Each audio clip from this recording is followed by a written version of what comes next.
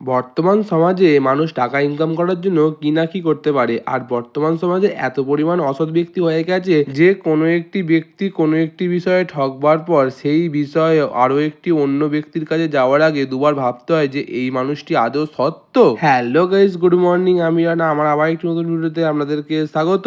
ঘড়িতে সময় তখন বেলা 12টা। আমি বাড়ি থেকে বাইক নিয়ে বেরিয়ে পড়েছি ব্যাংকে যাওয়ার উদ্দেশ্যে। তারপর পৌঁছে গেলাম ব্যাংকে যাওয়ার পর দেখলাম যে ব্যাংকের বই আপডেট করা মেশিনটি ভালো থাকবার কারণে ভিড় ছিল বেশ ভালোই। আর ভিড়টিকে সাইডে রেখে আমি চলে গেলাম চন্দনদার কাছে আমার সমস্ত রকম প্রবলেম সমাধান করবার জন্য। চন্দনদার কাছে যাওয়ার পর বেশ কিছু কাজ সমাধান হওয়ার পর ওখান থেকে বেরিয়ে পড়লাম বাড়ি যাওয়ার উদ্দেশ্যে। ঘড়িতে সময় তখন সন্ধ্যা 8টা। আমি বাড়ি থেকে বেরিয়েছিলাম দিদাকে নিয়ে ডক্টর দেখাবার জন্য। বাইকটিকে এই জায়গাটিতে ভালোভাবে সাইড করে রেখে পৌঁছে গেলাম ডক্টরের চেম্বারে। এই ডক্টরের চেম্বারটিতে প্রায় আমি 3 বছর ধরে আসছি মাকে দিদাকে নিয়ে ডাক্তার দেখাবার জন্য।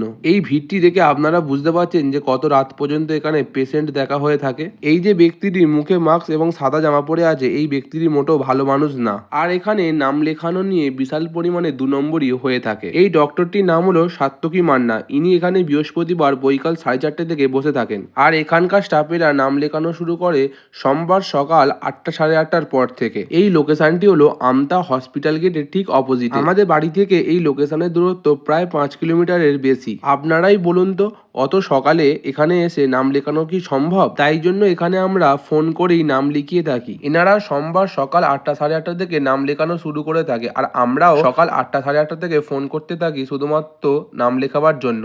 আপনি 1000বারেরও বেশি ফোন করলে ফোন লাগবে না, ফোনটি গিয়ে লাগবে 9টার পর। আর তখন অলরেডি 40 জনের নাম হয়ে গেছে। এটা কি করে সম্ভব বলুন তো?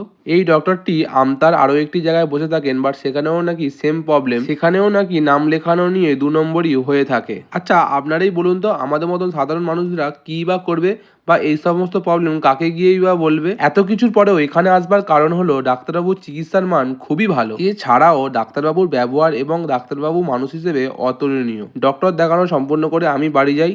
আর আমার ভিডিও যদি আপনাদের ভালো লেগে থাকে প্লিজ একটি শেয়ার করে দেবেন। আজকের ভিডিওটা আমি এখানে শেষ করলাম। আবার দেখা হচ্ছে পরবর্তী ভিডিওতে। Good bye.